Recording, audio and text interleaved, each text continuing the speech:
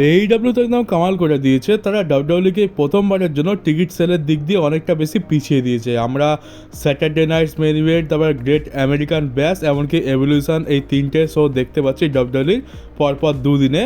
আর সেখানে AEW all in একাই কিন্তু এদেরকে সারপাস করে দিয়েছে।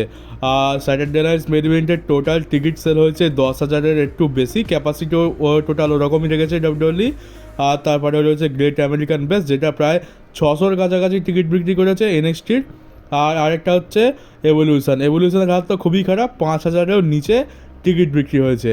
তো এই টোটাল তিনটে শোয়ের টিকিট মিলিয়ে AEW ধারের কাছে যেতে পারেনি। AEW 22,000-এরও বেশি টিকিট বিক্রি করে ফেলেছে।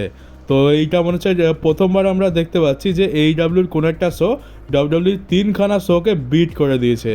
বেশ কিছু মাস আগে আমাদের এমনটা মনে হয়েছিল যে AEW তো একেবারে ডেড হয়ে যাবে, AEWর পতন শুরু হয়ে গেছে, AEW কোম্পানিকে কেউ বাঁচাতে পারবে না। কিন্তু সেখান থেকে টনি খান যেভাবে ইউটার্ন মেরেছে সত্যিই প্রশংসার যোগ্য। টনি খান সত্যি বলতে হবে যে এইবার একটু বিজনেসে ফিরছে, এইবার সে একটু বুঝদার হয়েছে আর খুব ভালো মতো কাজ করছে।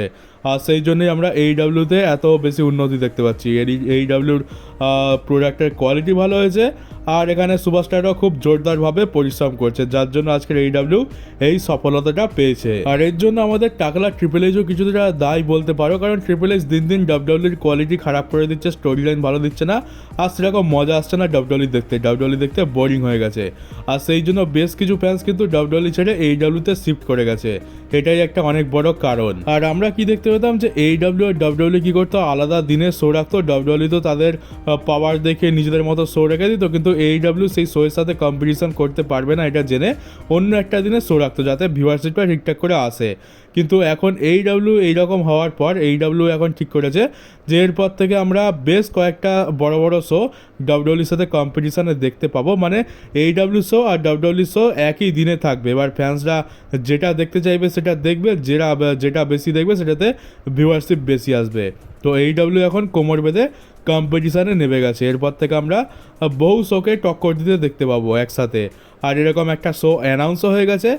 NXTর একটা প্রিমিয়াম লাইভ ইভেন্ট আসছে আগস্ট মাসে, NXT হিট ওয়েভ, আর AEW ফরবিডেন ডোর নামে যে প্রিমিয়াম লাইভ ইভেন্টটা আসছে, এই দুটো একদম হেড টু হেড কম্পিটিশানে যাবে একই দিনে। আর আমি তো খুব একটা অবাক হব না যদি AEW ফরবিডেন ডোর NXT হিট ওয়েভকে হারিয়ে দেয়, কারণ এখন NXT তো ভালো কিছু হচ্ছে না, শুধুমাত্র ফিমেল ডিভিশনের উপরেই গুরুত্ব দেওয়া হচ্ছে, যেখানে বেশিরভাগ তো সব সিম্পের দল রয়েছে। আর এখানে AEW একদম প্রপার রেসলিং প্রোভাইড করছে।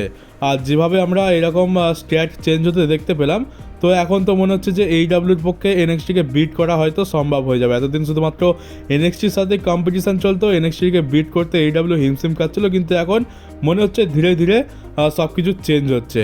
এবারে প্রথমে AEW NXTকে বিট করবে, আর NXTকে বিট করে দেওয়ার পর হয়তো কোনো একটা সময় গিয়ে তারা র আর স্ম্যাকডাউনকেও কম্পিটিশান দেবে। এই দিন আর বেশি দূরে নেই। আর ডাব্লিউডাব্লিউ স্যাটারডে নাইটস মেইন ইভেন্টের জন্য আরেকটা ম্যাচ অফিসিয়াল করছে, সেটা হচ্ছে US চ্যাম্পিয়নশিপের জন্য সোলো সিকোয়া ভার্সেস জিমি উসো। এই ম্যাচটা তো গোল্ডবার্গ ভার্সেস গান্থারের থেকেও বেশি প্রেডিক্টেবল, এখানে সোলো সিকোয়াই জিতবে, কোনো চান্সই নেই। আর ম্যাচ শেষ হয়ে যাওয়ার পর অ্যাটাক খুব জোরদার হবে জিমি উসোর ওপরে। আর তারপর জেকব ফাটু আসবে। এবারে জেকব ফাটু হয় আপার হ্যান্ড পাবে, নয় আগের বারের মতোই মার খেয়ে পড়ে থাকবে। আর দেখতে গেলে এমনিতেও স্যাটারডে নাইটস মেইন ইভেন্টে মাত্র 3খানা ম্যাচেসই বুক ছিল, Drew McIntyre, Randy Orton, LA Knight, Seth Rollins আর গোল্ডবার্গ ভার্সেস গান্থার। আর আমি ভাবছিলাম যে গোল্ডবার্গ ভার্সেস গান্থারের ম্যাচ তো 5 মিনিটের বেশি হবে না, তো বাকি রইল দুটো ম্যাচ। তো এত তাড়াতাড়ি সব কিছু শেষ হয়ে যাবে। আর দেখতে গেলে 2 ঘন্টা শো, যার মধ্যে আধ ঘন্টা তো কমার্শিয়াল ব্রেকেই অ্যাড দিয়ে দেয়, আধ ঘন্টারও বেশি অ্যাড দেয়, 45 মিনিটের মতো। তো বেশি সময় তো থাকবে না, হয়তো ডাব্লিউডাব্লিউর ম্যাচগুলোকে একটু লম্বা টানতে পারে। তবে আরেকটা ম্যাচ এখানে আরামসে ফিট হয়ে যেত, আর ডাব্লিউডাব্লিউ সেটাই করলো। এটা শুধুমাত্র একটা ফিলার ম্যাচ, এটাকে মানে ডাব্লিউডাব্লিউ তাড়াহুড়োতে বুক করে দিচ্ছে টাইম পাসের জন্য, এছাড়া তো আর কিছুই নয়। তোমরা ম্যাচের অবস্থা থেকেই বুঝতে পারছো। আর মাত্র একটা স্ম্যাকডাউনই বাকি আছে, তো আর কোনো ম্যাচ তো অফিসিয়াল হবে না, এই 4টে ম্যাচই থাকবে। আর দেখতে গেলে এই স্যাটারডে নাইটস মেইন ইভেন্টে আমরা সব যে 4টে ম্যাচ দেখতে পাচ্ছি, সেই 4টে কিন্তু মেন্স ডিভিশনের ম্যাচ। তো তোমরা ম্যাচ বেকার হলেও খুব একটা বোর হবে না, কারণ এখানে কোনো ওমেন্স ডিভিশনের ম্যাচ নেই। ওমেন্স ডিভিশনের জন্য তো এভলিউশন দিয়ে দিয়েছে, তো একদম আমরা পরপর 2 দিন অল মেন্স শো আর all women premium live event দেখতে পাচ্ছি। আর স্যাটারডে নাইটস মেইন ইভেন্টকে তো অল মেন্স প্রিমিয়াম লাইভ ইভেন্টও বলতে পারবো না, কারণ ওটা কোনো প্রিমিয়াম লাইভ ইভেন্টও নয়, ওটা জাস্ট একটা স্পেশাল শো, যার ভ্যালু র আর স্ম্যাকডাউনের থেকে সামান্য একটু ওপরে। আর এবারে পিডব্লিউ ইনসাইডারের তরফ থেকে নিউজ এসেছে যে আমরা জেলি রোল, এই জেলি রোলকে তো তোমরা প্রায় দেখে থাকবে ডাব্লিউডাব্লিউর ব্যাক স্টেজে, মানে ডাব্লিউডাব্লিউর রিং সাইডেতে থাকে বড় বড় শোতে, এ কোনো একটা বড় সিঙ্গার। আর আমার তো মনে আছে একবার অস্টিন থিওরিকে চোক স্ল্যামও দিয়েছিল রিংয়ের মধ্যে, ওটা মনে হয় সামার স্ল্যামেতেই হবে আগের বছরে। তো এই জেলি রোলকে ডাব্লিউডাব্লিউ সামার স্ল্যামেতে একটা ম্যাচ দেবে আর সে ডেবিউ করতে চলেছে, এমনটা পিডব্লিউ ইনসাইডার বলছে। সে নাকি জিমেতে ট্রেনিং করা শুরু করে দিয়েছে রেসলিং করার জন্য, সে রেসলিংয়ের জন্য খুব জোরদার ট্রেনিং করছে, আর সামার স্ল্যামেতে আমরা তার একটা ম্যাচও দেখতে পাবো। তো এই হচ্ছে সেলিব্রিটিদের পাওয়ার, সেলিব্রিটিদের ডাব্লিউডাব্লিউ ইউজ করতে চায় যাতে বেশি বেশি অ্যাট্রাকশন গ্র্যাব করা যায় আর মোটা নোট ছাপানো যায়। তো সেইটাই এখানে করতে যাচ্ছে ট্র্যাভিস স্কটের মতোই অনেকটা। ট্র্যাভিস স্কটের তো ভাই চেহারার খুব খারাপ অবস্থা, ও লড়তে পারবে কিনা তো জানি না, ট্রেনিং তো করছে। তবে জেলি রোল হয়তো রেসলিং করতে পারবে, সামান্য একটা ছোটোখাটো ম্যাচ রেসলিং করে দিতে পারবে। তো এবারে কোন ম্যাচে লড়বে, কার এগেনস্টে লড়বে, সেটাই দেখার বিষয়। আর আমার তো মনে হচ্ছে কোনো একটা ট্যাগ টিম ম্যাচই দেবে, কারণ সেলিব্রিটি মানুষ একদম লোগান পলের মতো তো রেসলিং করতে পারবে না, তো একে ট্যাগ টিম ম্যাচেই হয়তো দেওয়া হবে। আর মনে হচ্ছে সেই দিনও বেশি দূরে নেই যখন আমরা ভেন ডিজেল আর টম ক্রুজকেও ডাব্লিউডাব্লিউ রিংয়ে লড়তে দেখতে পাবো। আর দ্য আন্ডারটেকার এত বছর পর একটা ফ্যাক্ট রিভিল করেছে, সেটা হচ্ছে যে ডাব্লিউডাব্লিউতে তখনকার যুগে শুধুমাত্র কিন্তু আন্ডারটেকার আর ডিমান কেনকেই পাইল ড্রাইভার ইউজ করার পারমিশন দেওয়া হতো, এছাড়া আর অন্য কোনো রেসলারকে কোনো রকম পাইল ড্রাইভার ইউজ করার কোনো রকম পারমিশনই ছিল না।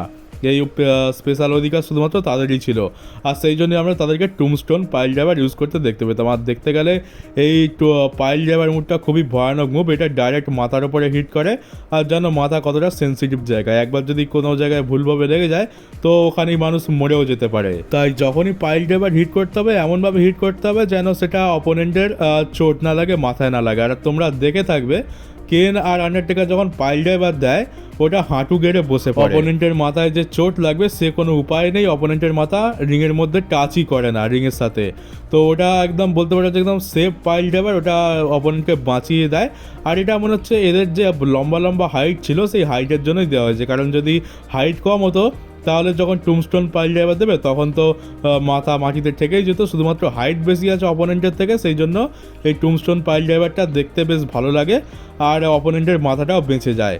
তো এই জন্যই মনে হয় এই স্পেশাল পারমিশন এদের দুজনকেই দিয়েছিল। আর টুমস্টোন পাইল ড্রাইভার তো শুধুমাত্র হাঁটু গেড়ে বসে পড়ে, তাই অপোনেন্টের মাথা বেঁচে যায়, কিন্তু অরিজিনাল যে পাইল ড্রাইভারটা রয়েছে যেটা ডাব্লিউডাব্লিউ পুরো ব্যান করে দিয়েছে, সেটাতে তো পুরো অপোনেন্টকে ঘুরিয়ে ধরে আর একদম ডাইরেক্ট বসে যায়, মানে মাথাটা পুরো খুব জোরে গিয়ে মাটিতে লাগে। আর ওই পাইল ড্রাইভারের জন্য কিন্তু আমাদের স্টোন কোল্ড স্টিভ অস্টিনের ক্যারিয়ার পুরো শেষ হয়ে যায়, আর সেই জন্য ডাব্লিউডাব্লিউ এটাকে ব্যান করে দিয়েছিল। তো প্রো রেসলিংও বড় আজব জিনিস, তোমাকে তোমার অপোনেন্টকে মারতে হবে, বড় ভয়ঙ্কর মুভ দিতে হবে, এমন একটা মুভ দিতে হবে যেটা দেখতে খুবই ভয়ঙ্কর লাগে, কিন্তু তোমাকে এটাও খেয়াল রাখতে হবে যেন তোমার অপোনেন্টের একদমই চোট না লাগে। আর এরপর একটা অনেক বড় নিউজ পাওয়া গেছে, এটা রোমান ফ্যানদের জন্য। তো এখন এমনটা নিউজ এসেছে রেসেল বোর্ডসের তরফ থেকে যে রোমানের আমরা নতুন নাম দেখতে পাবো।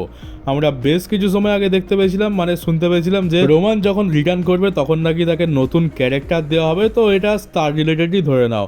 তো রোমানের আপাতত দুখানা নাম কনসিডার করা হচ্ছে, একটা নাম হচ্ছে OTC1, আরেকটা হচ্ছে ট্রাইবাল চিফ 1। তো এই দুটো নামের মধ্যে যে কোনো একটা নাম তাকে দেওয়া হবে।